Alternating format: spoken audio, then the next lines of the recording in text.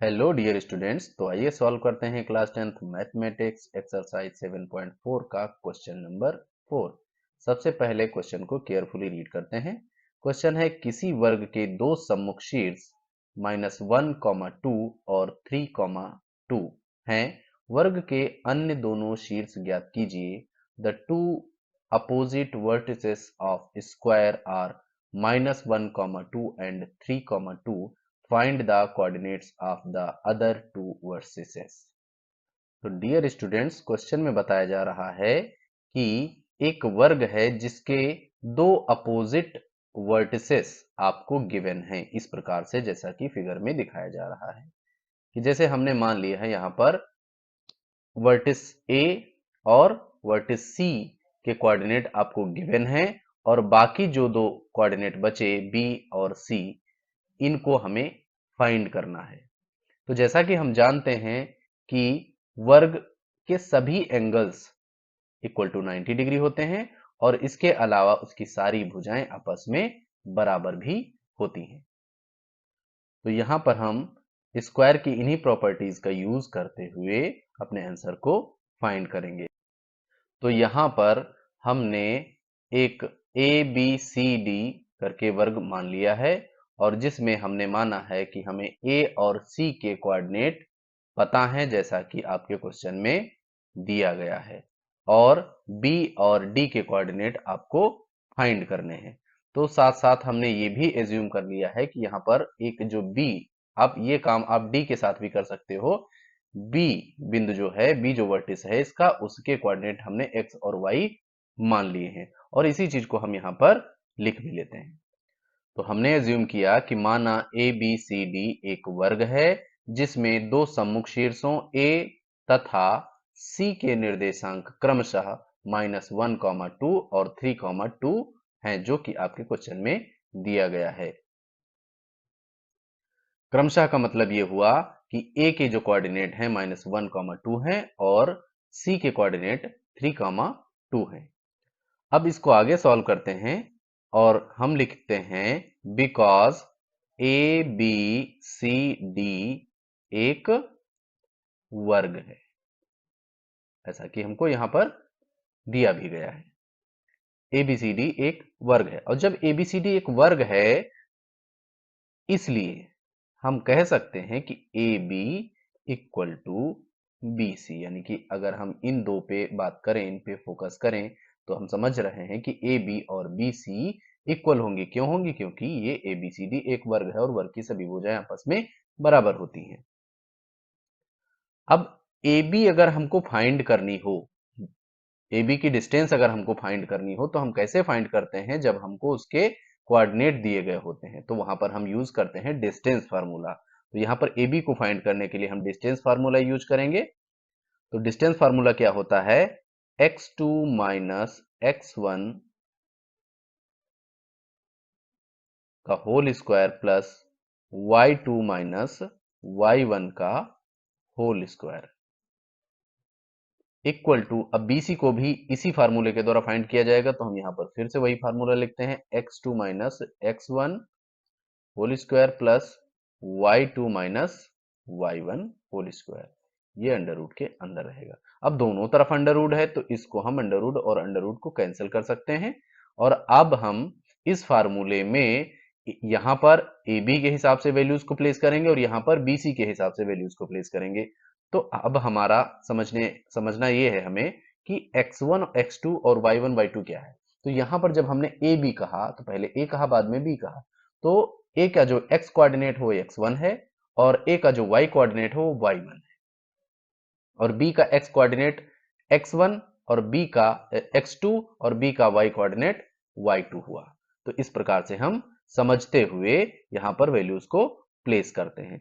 तो अगर हम ए बी के कॉन्टेस्ट में देखें तो x2 क्या होगा? x2 हमारा b का x कोऑर्डिनेट, यानी कि जो कि हमने x ही माना है, x लिखेंगे माइनस x1। x1 हमारा क्या है? -1 है। तो इसको हम कैसे प्लेस करते हैं? इस तरीके से ब्रैकेट लगा करके whole square plus y2। y2 हमारा हो गया b का y कोऑर्डिनेट, यानी कि जिसे हमने y ही माना है, माइनस y1 क्या होगा? हमारा a का y कोऑर्डिनेट यानी कि 2। Whole square. अंडर रूट तो पहले कैंसिल हो चुका है।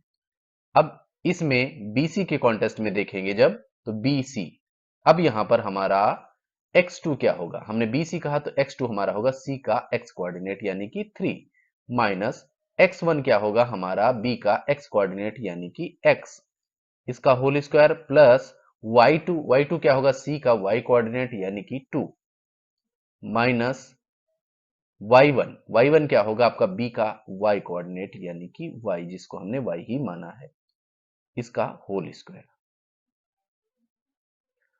अब हम इसको यहां पर थोड़ा सा सिंप्लीफाई कर लेते हैं, तो ये क्या बन जाएगा x और ये माइनस माइनस हो जाएगा +1 का whole square plus y minus 2 का whole square equal to 3 minus x का whole square plus 2 minus y का होल स्क्वायर। अब यहां पर हम देख पा रहे हैं, यहां पर हमको आइडेंटिटी देखने को मिल रही है, सर्वसमीका देखने को मिल रही है, कौन सी, a प्लस बी का होल स्क्वायर। उसको हम यहां पर टेम्परेली लिखे ले रहे हैं, a प्लस बी का होल स्क्वायर की सर्वसमीका को ओपन करते हैं या एक्सपेंड करते हैं तो क्या होता है a square plus B square plus 2ab। और इसी प्रकार से यहां पर एक और आइडेंटिटी यानी कि सर्वसमीका देखने को मिल रही है, a माइनस बी का होल स्क्वायर, इसको जब एक्सपेंड करते हैं तो क्या होता है a square plus B square minus 2ab। तो इसी के हिसाब से हम इन सभी को एक्सपेंड करते हैं।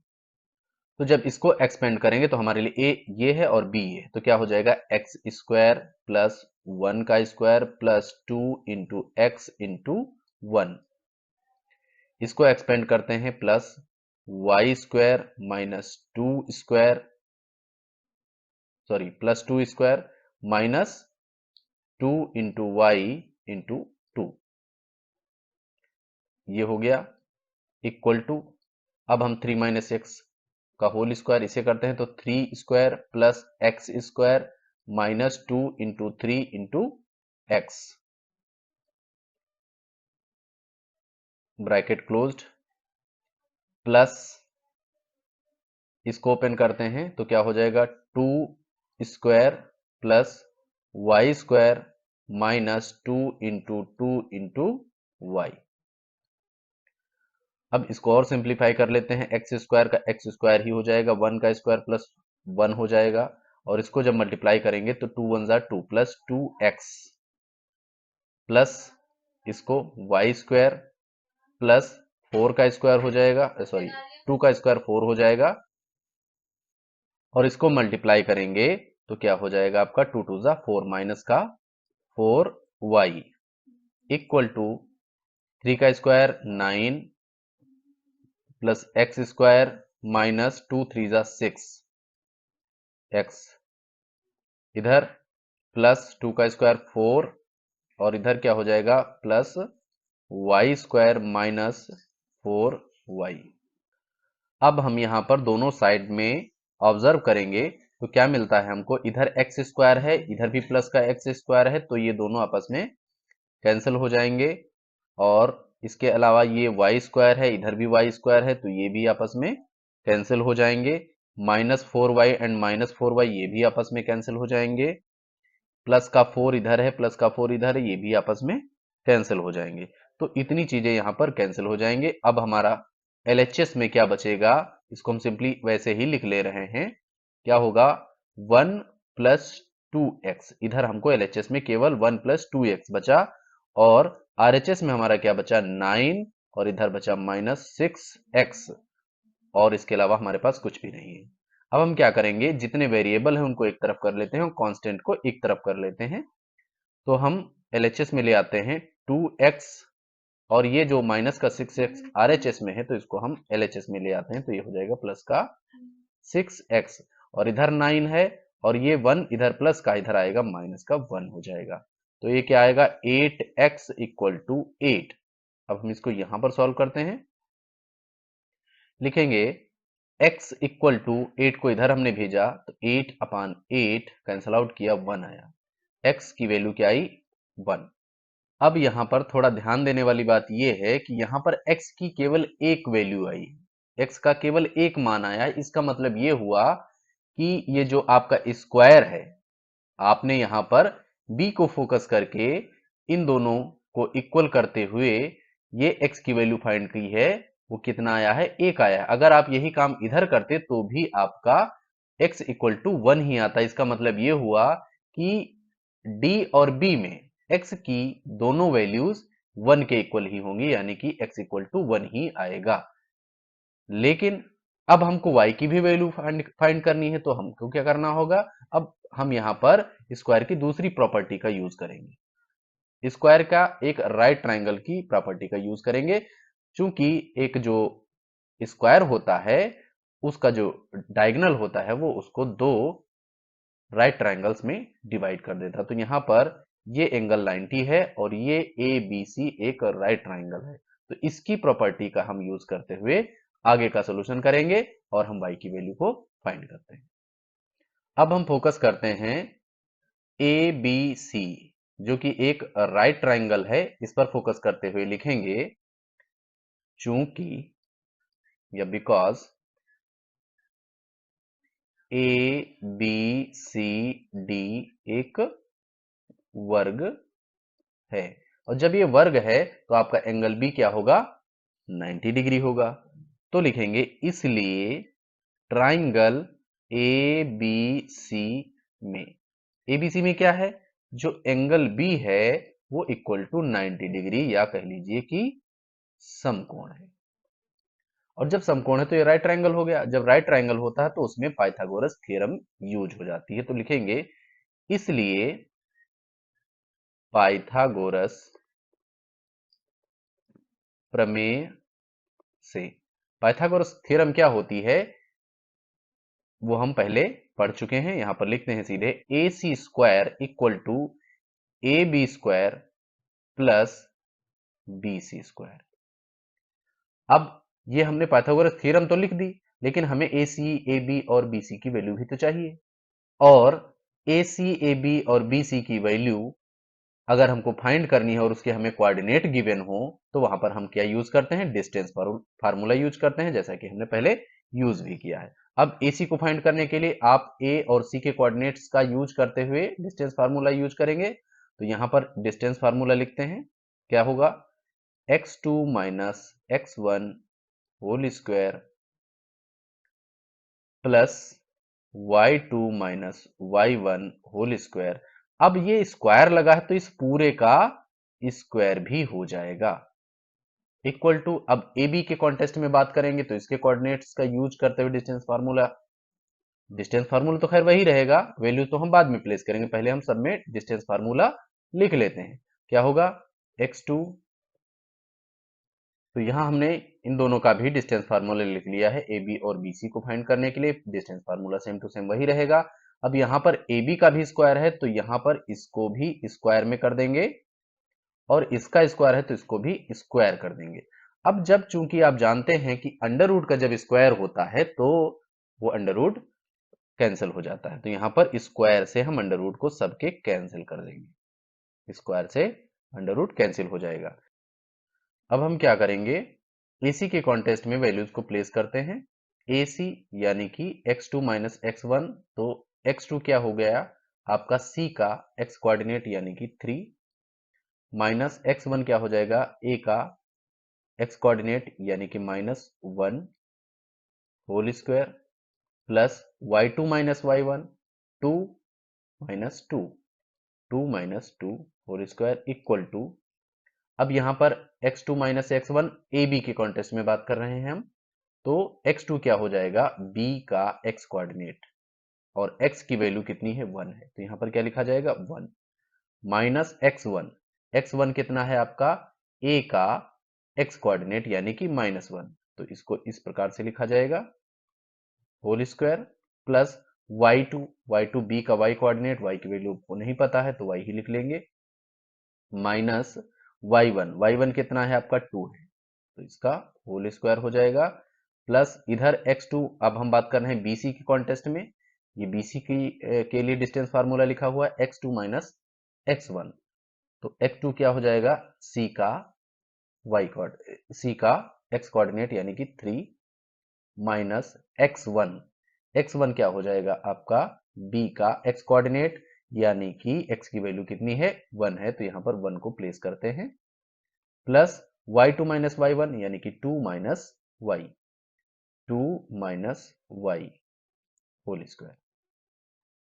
अब इसको सिंप्लीफाई कर लिया जाए तो ये क्या होगा, ये आप ध्यान दीजिए, 3 और माइनस माइनस प्लस हो जाएगा तो प्लस 1 हो जाएगा, ये 3 प्लस 1 यानी 4, 4 का स्क्वायर यानी यहाँ पर हो जाएगा 4 का स्क्वायर, और यहाँ पर ये प्लस का 2 है माइनस का 2 है, दोनों कैंसिल हो जाएंगे, 0 हो जाएगा, 0 का स्क्वायर 0 हो जाएगा, तो यहाँ पर लिखने की कोई जरूरत नहीं है।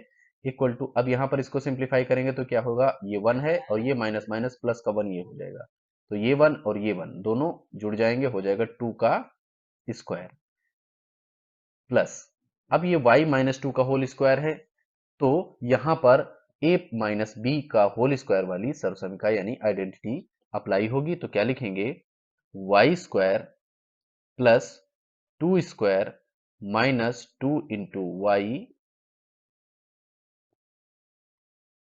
इंटू 2, इसको एक्सपेंड कर लिया हमने, प्लस यहां पर क्या होगा, 3 माइनस 1 कितना बचेगा आपके पास, 2, 2 का स्क्वायर हो जाएगा,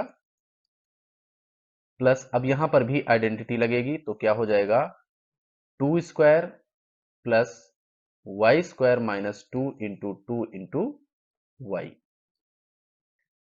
अब 4 का स्क्वायर कितना हो जाएगा, 16 इक्वल टू 2 का square 4 plus Y square minus 2 टू ज़ा 4 माइनस 2 टू ज़ा 4 वाई प्लस 2 का स्क्वायर 4 प्लस इधर 2 का square 4 plus Y square minus 4 Y. अब आगे इसको सिंप्लीफाई करेंगे तो हो जाएगा 16 इधर, अब इधर जितने भी आपके कांस्टेंट हैं उनको आप ऐड कर सकते हैं, और वाई स्क्वायर वाले जो हैं, ये वाई स्क्वायर है और ये प्लस का वाई स्क्वायर है तो जुड़ जाएंगे, तो ये हो जाएगा 2 वाई स्क्वायर, और वाई वाले कितने हैं, ये माइनस का 4 वाई है, ये भी माइनस का 4 वाई है, तो दोनों ऐड हो जाएंगे, कितना हो जाएगा, माइनस का 8 वाई, और जितने कांस्टेंट हैं ये कितने, 4 प्लस का ये प्लस का 4, ये भी प्लस का 4, ये तो कितना हो जाएगा, प्लस 16।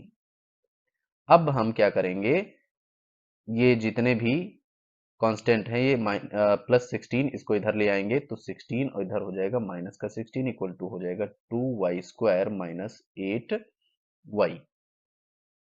अब इधर क्या हो जाएगा, ये तो जीरो हो जाएगा, तो 2 वाई स्क्वायर माइनस 8 वाई। आप इसको इस प्रकार से भी लिख सकते हैं, 2 Y square minus 8 Y equal to 0। अब क्या करेंगे आप, इसमें से 2 वाई कॉमन मिल सकता है, तो लिखेंगे इधर y माइनस 4 इक्वल टू 0। तो इस प्रकार से हमें ये जो इक्वेशन था इसके हमें दो गुणनखंड प्राप्त हो गए, फैक्टर प्राप्त हो गए, तो इनको आप इस प्रकार से लिख सकते हैं, 2y इक्वल टू 0, तो y इक्वल टू 0 अपान 2, तो y इक्वल टू 0, तो y की वैल्यू एक क्या आई, 0, और एक बार हम क्या लिख सकते हैं, y minus 4 equal to 0, y equal to हो जाएगा 4, तो यहां पर हमको y की दो वैल्यूज फाइंड हो गई। तो इससे ये क्लियर हो रहा है कि यहां पर जो आपके बाकी दो वर्टिसेस थे, दो शीर्ष थे जैसे कि B और D, तो उसमें एक y की जगह पर 0 होगा और एक y की जगह पर 4 होगा, तो इस प्रकार से हमारे फाइनली दोनों वर्टिसेस जो नहीं दिए गए थे वो हमको अब प्राप्त हो चुके हैं, तो इसको फाइनल आंसर के रूप में आप इस प्रकार से लिख सकते हो, इसलिए वर्ग ए बी सी डी के अन्य दो दोनों शीर्ष क्या होंगे, आप लिख सकते हो। अब x की वैल्यू तो दोनों में एक ही रहेगी क्योंकि इसकी वैल्यू एक ही आई है, तो यहां पर आप लिखेंगे 1 और एक के साथ लगाइए 0, तो 1 0 एक हो जाएगा और एक क्या हो जाएगा 1 कॉमा 4, तो इस प्रकार से ये जो बाकी b और d वाले वर्टिसेस हैं वो आपके 1 कॉमा 0 एंड 1 कॉमा 4 हो जाएंगे, यही आपका आंसर हो जाएगा। आई होप आपको ये सोल्यूशन बहुत अच्छी तरीके से समझ में आ गया होगा।